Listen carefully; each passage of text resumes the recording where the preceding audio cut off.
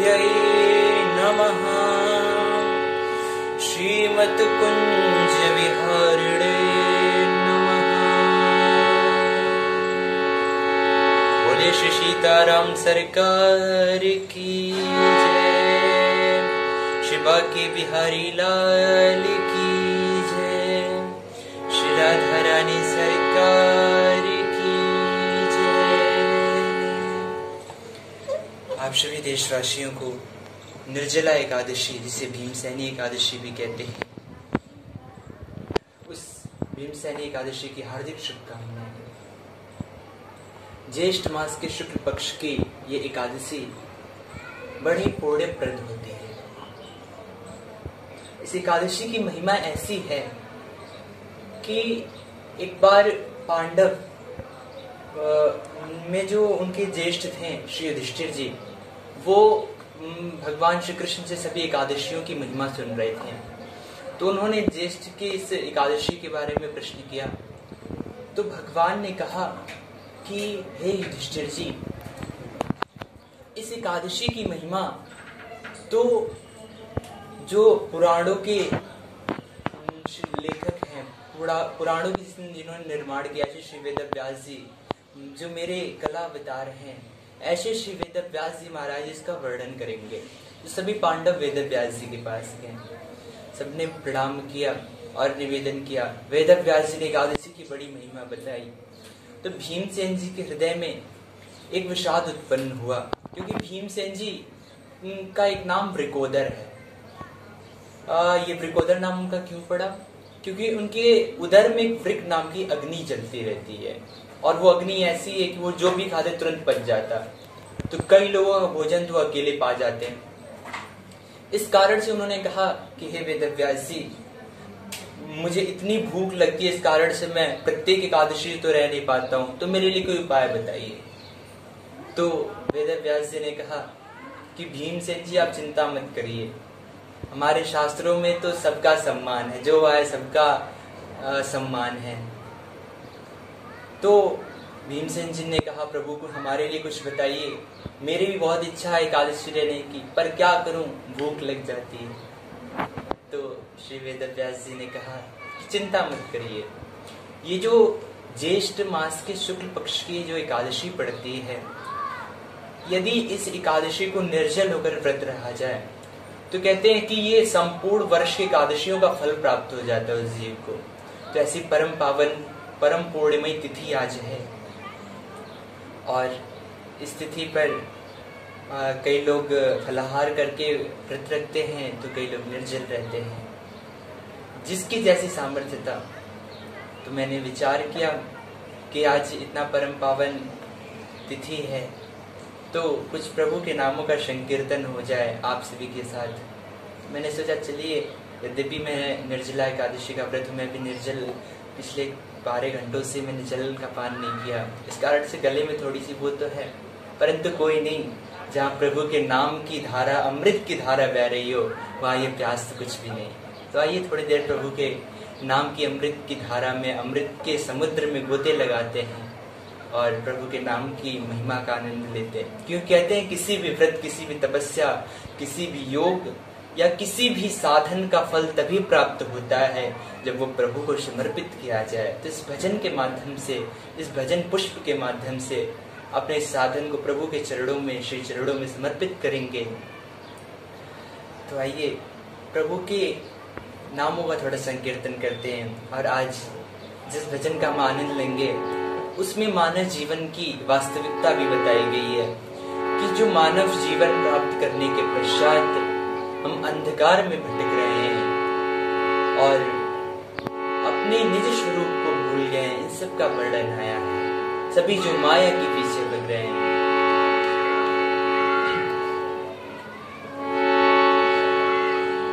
राम नाम की लूट है, लूट सके तो लूट, अंत समय पछताएगा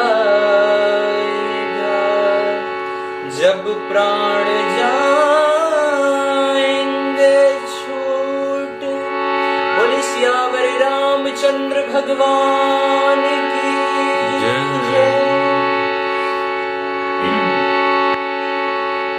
राम नाम के हीरे मोती।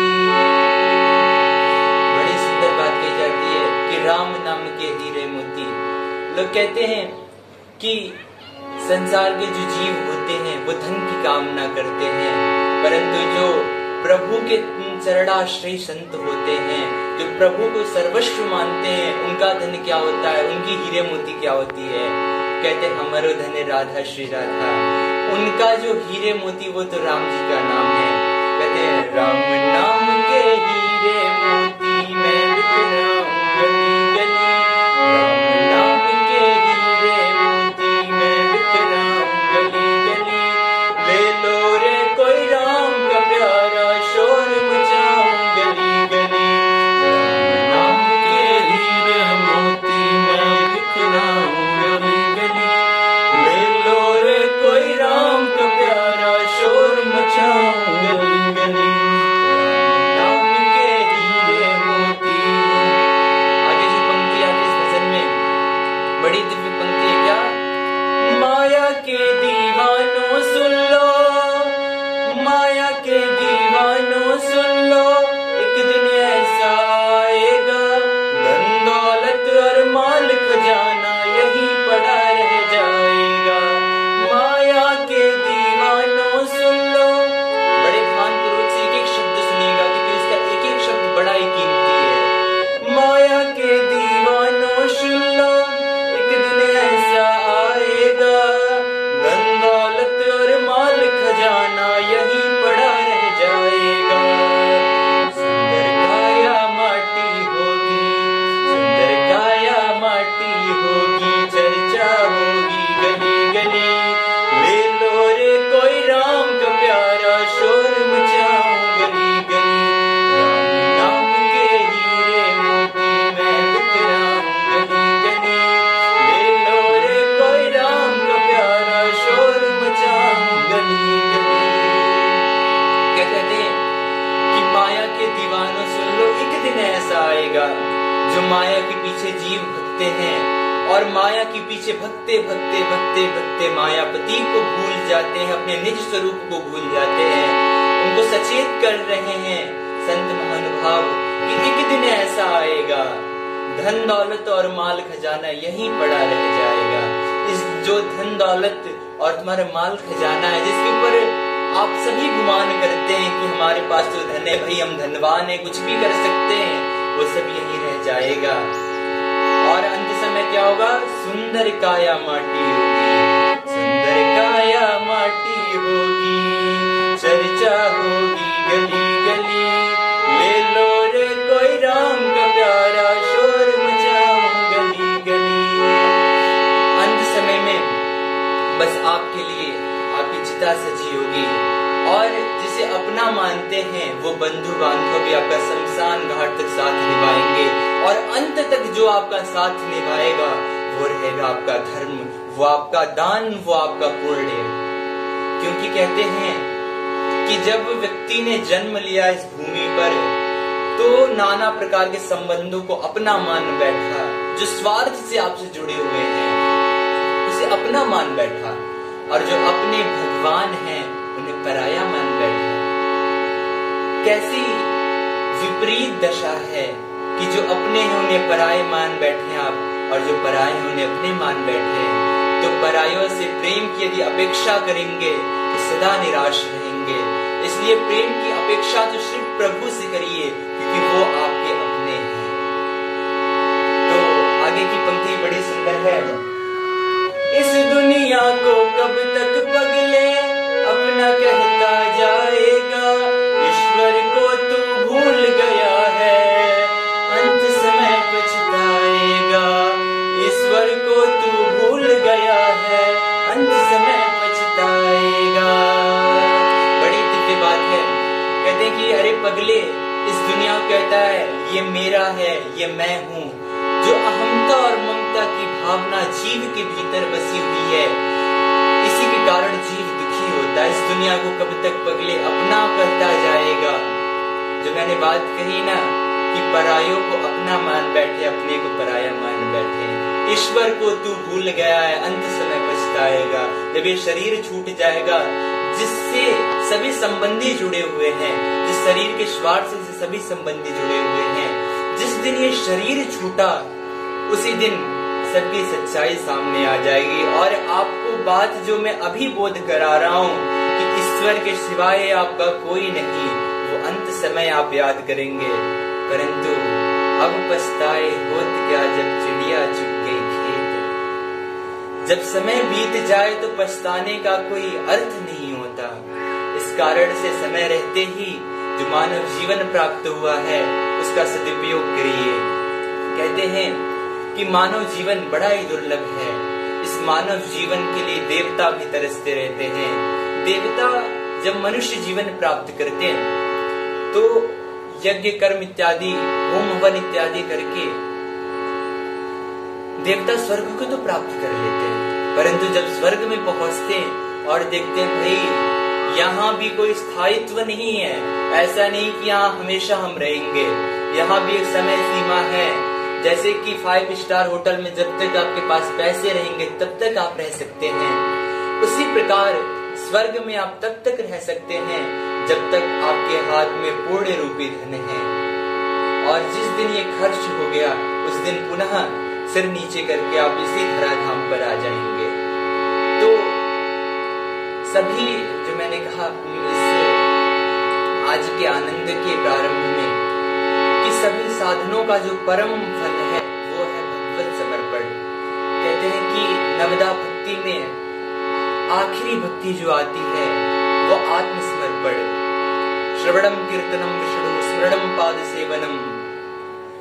भगवान की नवदा भक्ति में श्रवणम कीर्तनम विष्णु, भगवान कथा का श्रवण कीर्तन, स्मरणम पाद सेवनम, स्मरण करना, भगवान के चरणों की सेवा करना, अर्चनम वंदनम सख्यम, अर्चन वंदन सख्य, भगवान की अर्चना करना, वंदना करना, सख्य भाव रखना, दास्यम आत्मनिवेदनम, और प्रभु के प्रति दास भाव रखना। और अंत में क्या कहा? आत्मनिवेदनम, अपने आप को प्रभु के प्रति निवेदित कर देना।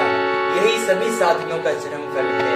अन्यथा पूर्व में भी देखा गया कि विश्वामित्र जी इत्यादि बड़े बड़े महात्मा हुए, करोड़ों वर्षों तक तपस्या की, हजारों वर्षों तक तपस्या की, लेकिन एक समय आया उन्हें भटकना पड़ा। क्यों?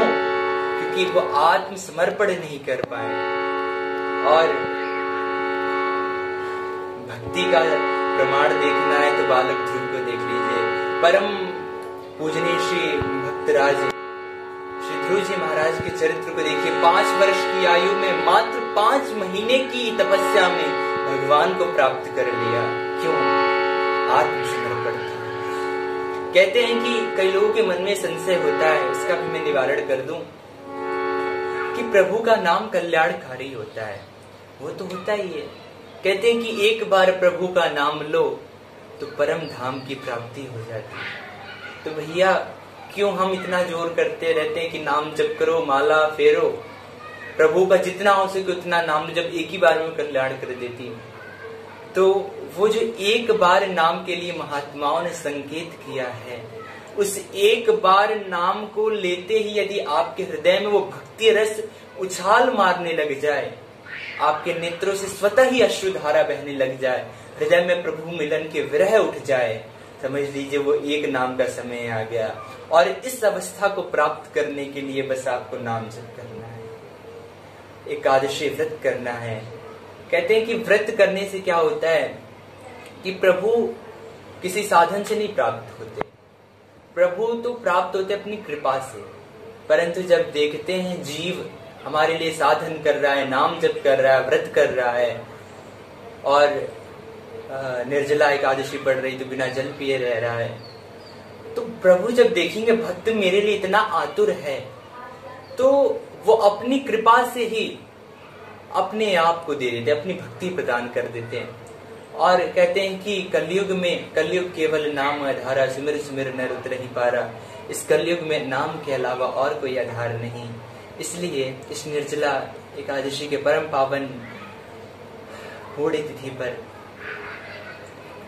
श्री भगवान के चरणों में निवेदन है कि जो वैश्विक महामारी फैली हुई है इसका शीघ्रातिशीघ्र नाश करें, और जो लोग अस्वस्थ हो चुके हैं इस बीमारी ने जिन्हें घेर लिया, इस वायरस ने जिन्हें घेर लिया है, उन्हें भी स्वस्थ करें प्रभु, और इतनी क्षमता प्रदान करें इस वायरस से लड़ लें।